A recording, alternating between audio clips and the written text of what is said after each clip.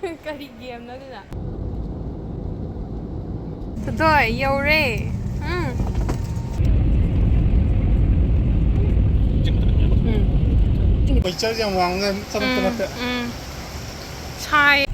Hello Mayam. Si video se Goa chatluba gi video ne bako. Yumdagi tholakpagi lambi gi matang ni yumdagi ke tholakpa khotpadi adum namba ngamhodre ba. Mangang okay o pochai o. Tumain toraga thokle e airport chatpagi lambi da ne. Dada hoigi mamanaba ama lambi thokpa adudo hana pick up tawraganda chattunebako adusu namjahowdre adum marang jarang adai airport manung check-in tawraga change video se video amta namhowdre sina abungoga dada hoi mamanbagi machanupine yam nungsibane maga tawraga manungda ngai kana akoi yam nganna yore airport ta yam nganna yore flight to pung 3 ra 3 or male khoi si pung dum pung amma kari game na din amma dai dai ngai rak pasina ne 3 bo ngai bu ko yam wagi bane do smain to we ngam sana abungo ngam ui toraga dum len ka tar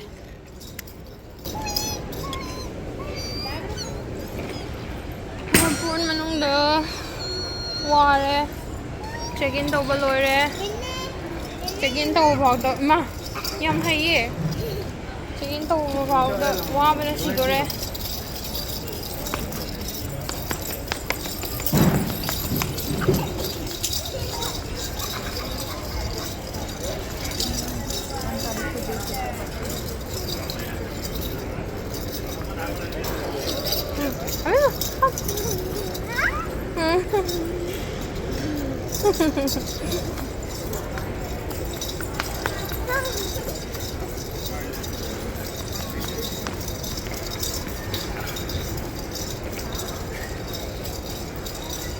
Oh my god, here.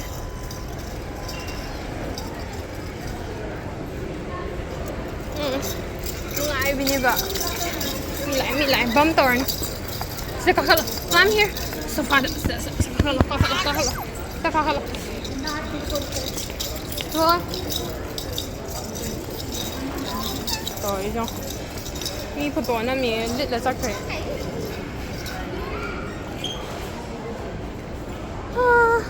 Nako, baby में चांद ना मुझे baby में चांद घूम थे ई नंग कमाई तो दिन Which color do you like the most? पालम दिस मखों मचाज लेंगे ने मखों मचाज लेंगे ने What color?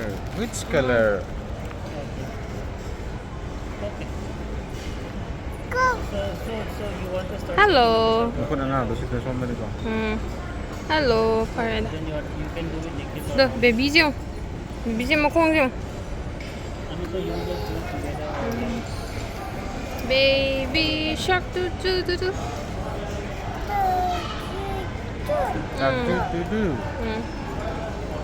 Hangang se mama chak chaba chatki akhoi di yumdagi khaga chare ena chadre bako ma chak chaba chatki ada khoi ngak le hore sumaina ngare pung siam nganna lakpagi check-in taw loraga manung do na phamma ngar lei bako abe ma da loisilage dang humang sore ngang se humang sore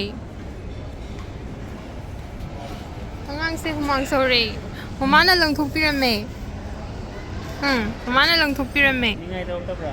tawde humang sore ma se nakhang do humang thuk le ware ngai ba do ware du gi sun thuk lai ne ma se tar ni na cha dre stroller se makhong hendo e do phamman bane do ngatang hipan ba ma konsilaga oh sana why I'm not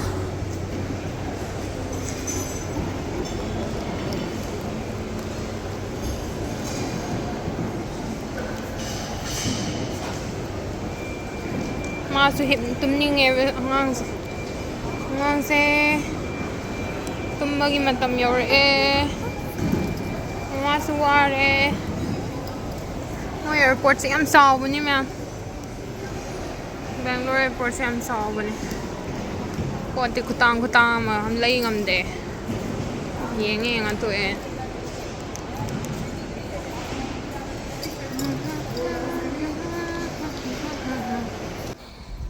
mayam sum kui malakdane wari ko washalai si kan the coffee mata uzena hai bala dada nakta abi machado puraga lae aina pammaga ante madu tumning male na moi mani plant di fazadana namak pani ma'am fazadreone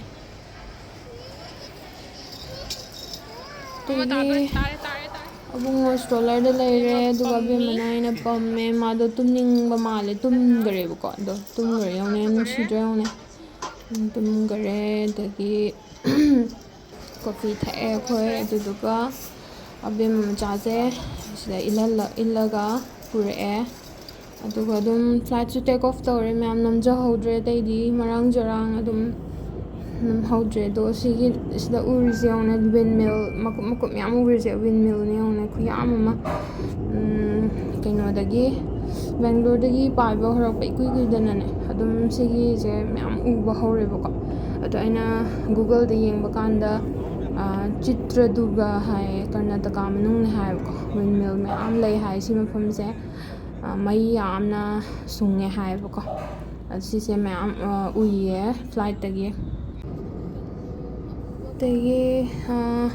Bangalore daina Goa phokse kasu lapte bako ma'am koi Manipur daina Guwahati buk chatpagi type to ko kitang di mana helam daw male ko ana pung ama muki chang khatane bako lambi do sum phajabagi namjarak pane ma'am yengbiyo adagi memory su ihona ba na namjabane hanba Goa chatpane ba aigide amta chatriba sum ningsing hongna ba adagidi yengone ma'am windmill se adum lepa nai da wane da tane kuyam ama lambis da sidagi sukup na ure ko mana ka changadi am chawram dini ko ma'am moi se sum approximately yengba kanda building mathon kuntra 30 story building mo ko wang hai ko chawe hai ko sum approximately yengba kanda tuni ma'am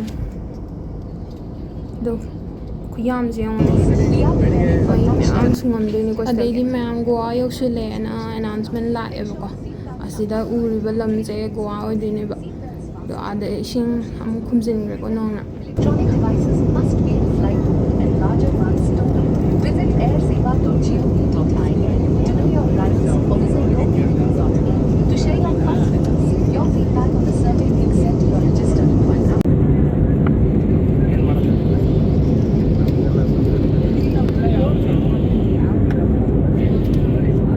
So, upright to seat, okay? Abungo di kan na tum leire ma waram mani ko sai dagi airport manung da phan akuin lai ko ma tum me yosu yodor ma'am adai ma'am moi go aja ko jing ne ma'am adi akoi dadi akut atong yam nai awang ba su anem ba su jing je matum ui ba ko moi na lampak tong na ne lamje pak na ne lai ni ba jing mathak ka je dagi hatta sangtrik sangaga ne lampak ki type ta tawni ba do ising ga uba hawre si je lake gum ramdera samudra ga samna bo oidera khangdre ba ko si ki se Goa lan silak pagi ne ba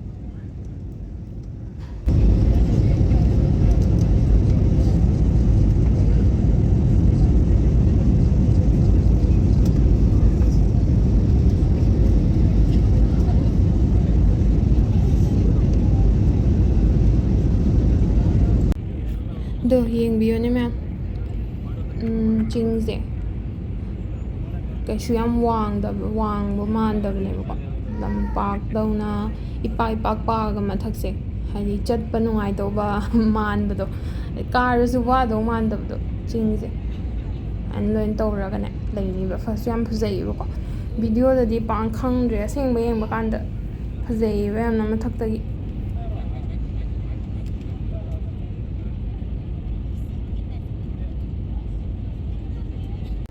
ꯑꯩꯒꯤ ꯚꯤꯗꯤꯑꯣꯁꯦ ꯌꯦꯡꯕ ꯅꯨꯡꯉꯥꯏꯒꯗ꯭ꯔꯗꯤ ꯈꯪꯗ꯭ꯔꯦ ꯃꯌꯥꯝ ꯑꯗꯣ ꯁꯤꯒꯤ ꯂꯦꯟꯁꯀꯦꯞꯁꯤꯡꯁꯦ ꯑꯩꯗꯤ ꯌꯥꯝ ꯐꯖꯩꯌꯦꯕꯀꯣ ꯌꯦꯡꯈꯩ ꯄꯦꯟꯗꯕꯗꯣ ꯑꯣꯏꯕꯗꯣ ꯈꯪꯕ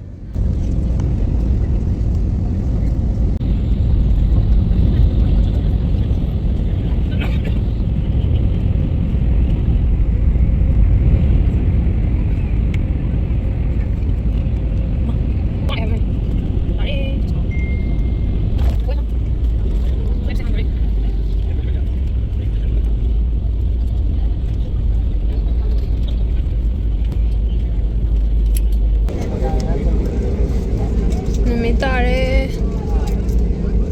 ꯃꯩ ꯊꯥꯜꯂꯦ मोपा में आपका स्वागत है। आपसे निवेदन है कि दवा खुलने के बाद कृपया विंडो से एक्सपांड कर दें और एयर बेल्ट खोल दें। धन्यवाद। Ladies and gentlemen, welcome you at Mopa. We request you to close the window shut and open the air vents of the doors open. Thank you. आप मोबाइल फोन का इस्तेमाल कर सकते हैं। सीट बेल्ट का साइन बंद होने तक विमान के रुकने तक उस स्थान पर ही बैठे रहे। कृपया सामान का सावधानी से खोलें। You are free to use mobile phones now. Please remain seated until the aircraft comes to a complete stop and the seat belt sign has been switched off. Please be careful while opening the overhead bins. Items may have to. ꯌꯧꯔꯦ ꯃꯌꯥꯝ ꯑꯗꯒꯤ ꯑꯋꯥꯡꯕ ꯑꯃ ꯂꯩꯔꯤꯁꯦ ꯁꯤꯁꯦ ꯑꯦꯌꯔꯄꯣꯔꯠꯅꯦꯕ ꯃꯅꯣꯍꯔ international airport GOX ꯍꯥꯏꯔꯒꯁꯨ ꯈꯪꯅꯩ ꯑꯗꯨꯒ ꯃꯄꯥ ꯏꯟꯇꯔꯅꯦꯁꯅꯦꯜ ꯑꯦꯌꯔꯄꯣꯔꯠ ꯍꯥꯏꯔꯒꯁꯨ ꯈꯪꯅꯩꯕ ꯆꯠꯊꯣꯏ ꯌꯧꯔꯦ ꯃꯤꯠ ꯄꯥꯡꯉꯣ ꯆꯠꯊꯣꯏ ꯌꯧꯔꯦ Aeroplane. 여우래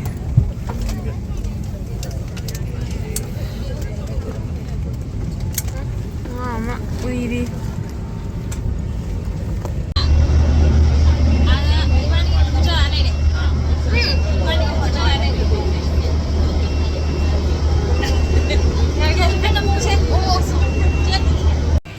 와 bro tani quá thảo chứ nhiều tao nông như thế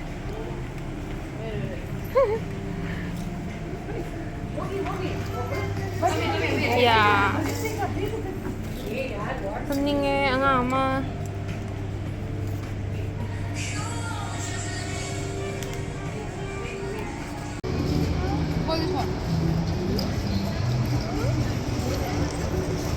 airport पर एक चीज है शायद वीडियो 야할라 나는 뭐 이마이 짱다 야할라스 पापा जो हो लोगे नो द रविंद्रनाथ टैगोर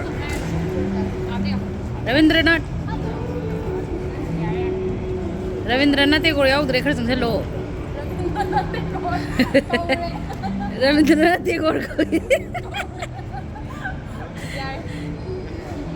ये दोस्ती हम नहीं तोड़ेंगे पहला तू दूजा तू तीसरा तू Karinong episode Lucis side of Goa Lucis fish stall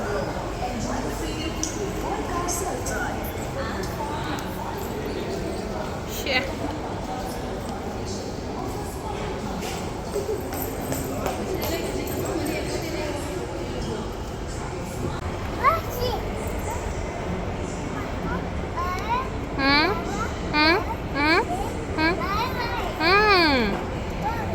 Today, what color is this?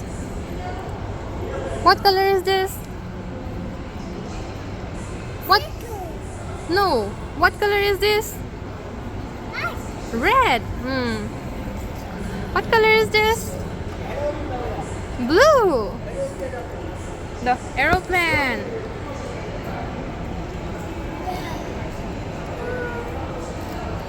풍기랑 ꯉꯥꯏꯈꯣꯗ ꯃꯥ ꯌꯥꯝ ꯋꯥꯏ ꯅꯪ ꯇꯥꯟꯅꯕ ꯌꯥꯝ ꯋꯥꯏ ꯑꯕꯦꯝꯃ ꯀꯣꯏꯆꯦꯟ ꯆꯦꯜꯂꯤ ꯆꯠꯀꯦꯔꯣ ꯑꯗꯩꯗꯤ ꯊꯣꯛꯂꯛꯑꯦ ꯃꯌꯥꯝ ꯑꯗꯨ ꯃꯄꯥꯟꯁꯤꯁꯨ ꯌꯥꯝ ꯐꯖꯩꯌꯦꯕꯀꯣ ꯃꯄꯥꯟꯁꯤꯁꯨ ꯌꯥꯝ ꯐꯖꯩ ꯑꯗꯨ ꯐꯣꯇꯣ ꯅꯝꯈꯤꯁꯦꯅ ꯑꯃꯨꯛ ꯉꯥꯏꯍꯥꯛ ꯐꯣꯇꯣ ꯅꯝꯃꯦ ꯑꯗꯒꯤꯗꯤ ꯒꯥꯔꯤ ꯑꯃꯨꯛ ꯕꯨꯛ ꯇꯧꯔꯦ ꯈꯣꯠꯂꯦ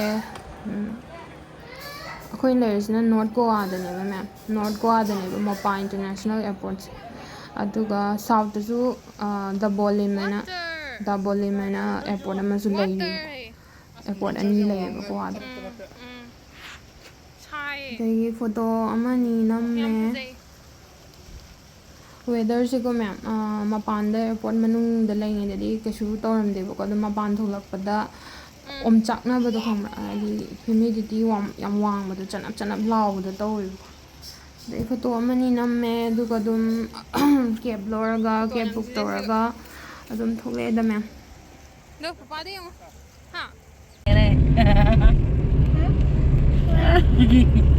Horen halagpadan na mo siya. Anak ko ito na. ꯑꯦꯌꯔꯄꯣꯔꯠꯇꯒꯤ ꯊꯣꯛꯂꯛꯑꯦ ꯑꯗꯨꯒ ꯂꯝꯕꯤꯁꯦ ꯌꯦꯡꯉꯣ ꯃꯌꯥꯝ ꯃꯣꯏ ꯂꯝꯕꯤꯁꯦ ꯁꯨꯃꯥꯏꯅ ꯑꯗꯨꯝ ꯇꯧꯋꯦ ꯌꯥꯝ ꯐꯩꯌꯦ ꯂꯝꯕꯤꯒ ꯌꯥꯝ ꯐꯩ ꯃꯣꯏꯗꯤ ꯇꯨꯔꯤꯖꯝ ꯌꯥꯝ ꯆꯥꯎꯈꯠꯄꯅꯤꯅꯀꯣ ꯑꯗꯒꯤ ꯂꯝꯕꯤꯗ ꯁꯤꯗ ꯑꯣꯜ ꯏꯟꯗꯤꯌꯥ ꯏꯟꯁꯇꯤꯇ꯭ꯌꯨꯠ ꯑꯣꯐ ꯑꯥꯌꯨꯔꯚꯦꯗꯥꯒ ꯂꯩꯍꯧꯋꯦꯕꯀꯣ ꯃꯌꯥꯝ ꯉꯁꯤꯒꯤꯗꯤ ꯁ꯭ꯋꯥꯏꯗ ꯂꯣꯏꯁꯤꯟꯖꯔꯒꯦ ꯃꯊꯪꯒꯤ ꯚꯤꯗꯤꯑꯣꯗ ꯑꯃꯨꯛ ꯊꯦꯡꯅꯁꯦ ꯚꯤꯗꯤꯑꯣꯁꯤ ꯅꯨꯡꯉꯥꯏꯕꯤꯔꯒꯗꯤ ꯂꯥꯏꯛ ꯑꯦꯟ ꯁꯕꯁꯀ꯭ꯔꯥꯏꯕ ꯇꯧꯕꯤꯔꯝꯃꯣ